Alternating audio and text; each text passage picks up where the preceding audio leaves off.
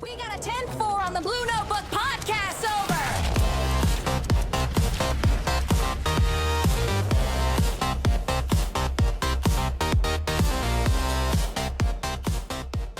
Hello friends, and welcome back to this week's Blue Notebook review. We got some positive feedback from last week's video, so we're happy you like it. With that in mind, we're going to keep the same format moving on to this week and potentially the following weeks. But as our editing skills improve, so will these videos. So, to all you real ones out there, thanks for staying with us from the beginning. Let's get into it, shall we? Last week, we responded to 2,409 calls for service and made 79 arrests.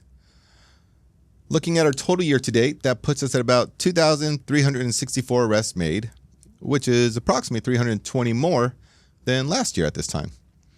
In total, thus far, we responded to 88,452 calls for service. That may seem like a lot, but it's actually a decrease from last year, where we responded to approximately 95,000 calls for service. So let's talk about crime. Going through the rest of last week, looks like we had quite a consistent theme: handguns and replica handguns. There was a domestic argument where the suspect hit the victim and pointed a firearm at her. He then fired the handgun into the wall and into the floor. He was arrested for multiple charges. In the 0 block of Bay Street, officers saw a driver manipulating drugs and paraphernalia. Upon contact, a struggle ensued as the suspect attempted to reach for a loaded handgun. Needless to say, he too was arrested. And then during a traffic stop for an open container in the vehicle, a passenger reached for a sweater which had a loaded firearm inside. Well, actually, we found that video, so we're going to play it here in a second for you. There was a traffic stop involving a teenager, which led to the discovery of a replica BB gun, but it had a real 9mm round loaded in the magazine. I don't know how that would work. And lastly, we received a call of a man on the freeway embankment pointing a firearm at passing vehicles. We did shut the freeway down for that. We utilized our drone and located him under the overpass. Fortunately, the suspect actually surrendered to the drone and came out where our SWAT team met him with our Bearcat onto the freeway and apprehended him without incident. DSU, CIT, and DART did a narcotics operation in the downtown area, which resulted in 2 felony arrests, a pair of misdemeanor arrests, and a couple citations. CIT put together an organized retail theft operation with our detectives, Smart Center, DART, and DSU, which led to 8 arrests, 6 which were felonies, and 2 misdemeanors. Looks like there was a Palisades Park operation by DSU and DART, which resulted in 2 felony arrests and 2 misdemeanor arrests. And this one's interesting. We had an off-duty DART officer recognize a wanted sexual assault and assault with a deadly weapon suspect from Long Beach. That officer coordinated with the responding units to effect the arrest. Oh, okay, and here's the footage I promised you. This is the one from the 0 block of Bay Street. This is the body cam. So this video is actually picking up after all the occupants were taken from the vehicle, and they're all seated on the sidewalk, I believe just east of where this car is. And there's the loaded, I believe it was a 40 cal Smith & Wesson. I'm sure I said it before, but definitely arrested. He was actually arrested for multiple charges. And now let's talk about homelessness. If you remember from last week's video, that's our second pillar. So we had officers successfully persuade a young couple who had been repeatedly cited for violations to finally accept resources and return home to their family via a Greyhound bus ticket. And then officers, along with host, I'm sure you remember me talking about them from prior videos as well, they conducted a cleanup and power wash in various parts of the city. This looks like this picture is taken from just outside 503 Oli. So big thank you to host for their continued partnership. And officers connected multiple individuals with services, placed 2 in a shelter, and cleared several encampments. 4 felony arrests were made, including 2 no-bail warrant arrests, and 1 individual identified as a person of interest in a LAPD homicide case. And that brings us to breaking news. We're going to head up to our DFR, which is our drone first responder, and see what they're working on right now. But before we do, let's get back to me real quick.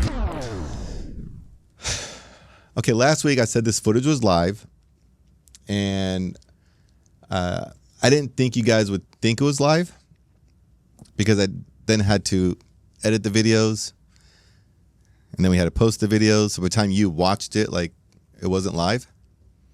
Like, this isn't live, right? Like, I can put this here, and then I can put this here, and I can put things right here. This is edited. So if you watch this video 10 days from now, it's still not live. So, Janelle, Chad, the two that brought this to my attention because y'all thought it was live, it's not live.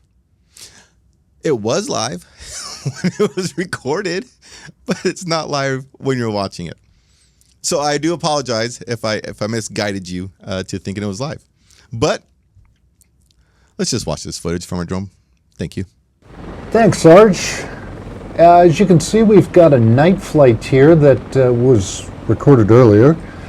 And we're looking at a thermal image, and that's reads temperatures at nighttime, allows us to basically see in the dark, and red being the brighter color here. You can see an individual moving in the backyard of that house.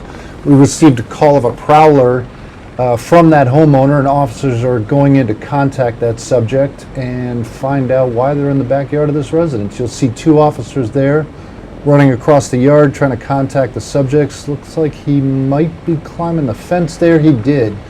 They're in the alley now trying to work on getting him detained. He's apparently not going with the program, so they'll be asking for assistance.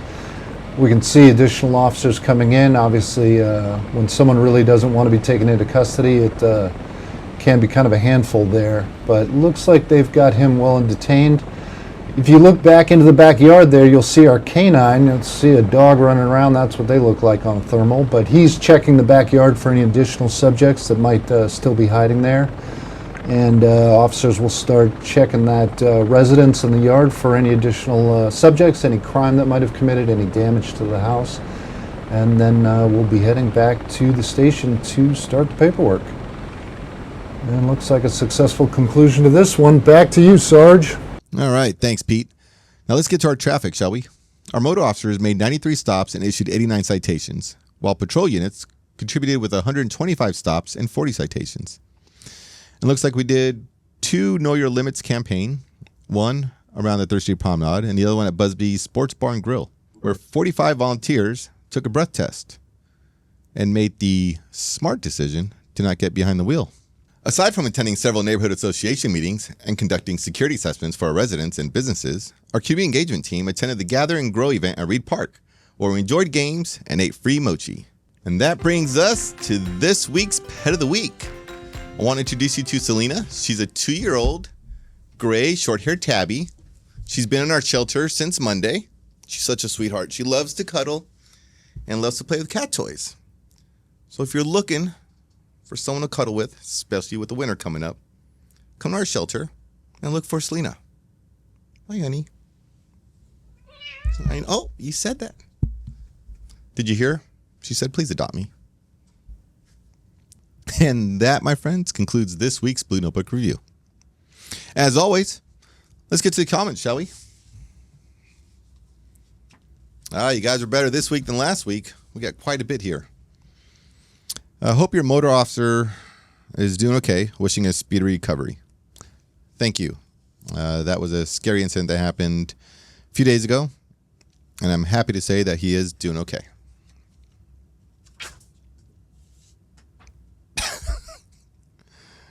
You would think I'd be better at that by now, right? Book and Ricky, great info and video. Kudos to those responsible. Armando Lopez. Thanks, Armando. You know what it is? I think I usually chuck it with my other hand. We'll just stay this way. We've been noticing here on the north side of Montana an increase of people rolling stop signs. Is there any way that the department can help facilitate an enforcement to reduce rolls? From the original JP. Absolutely. Motor officers, if you're watching this, head over to the north side. And if you're not watching this, I'll stop by your office and let you know. From Artist Pete, it's cool. I think you're talking about this new revamp video. I hope you are, because I think it's pretty cool too. From Hodedo, I love it. So funny. Love the sense of humor. You made me laugh out loud. Thank you for showing the other side of our police officers, our heroes. Oh, thank you. And love the new show. Good job. Thank you, Hodedo. I appreciate it. And if you want to see more about the behind the scenes with our officers, click back on YouTube. I don't know if we put on Instagram yet. If we haven't, we will. but the podcast did with Officer Avila. This is from Tacklebox 3056. I think it'd be a good idea, or at least worth a try, if the Blue Notebook did a live show and callers called in to ask questions. It's actually not a bad idea. We can facilitate that, probably go live.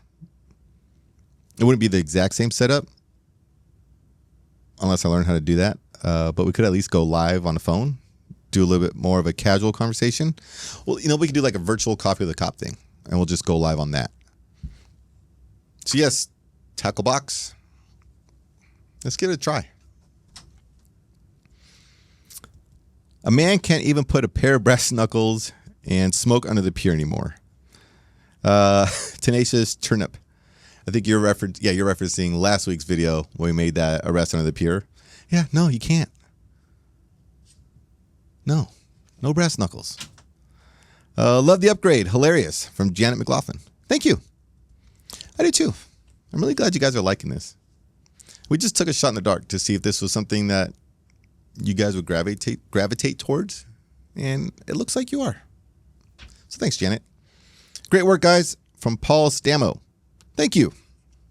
And to all our men and women watching this internally, Paul Stamo says, great work, guys. This is from Cooper. Thank you all for everything you do, keeping our city safe. I'm noticing and greatly appreciating the vastly stepped up enforcement. It is and will continue to make a dramatic difference. Bright days are ahead. Coop, I couldn't agree with you more. You can see by the numbers every week. Every week we're making more and more arrests and stopping more cars and a lot of good proactive arrests, which is good because that means we can get them in custody before they harm one of you. So yes, thank you. All right. And with that concludes this week's Blue Notebook review. Until next time, I'll see you then. Oh, we didn't do our quote this week. Parting is such sweet sorrow. Comment below if you know where that's from. Until next time. See ya.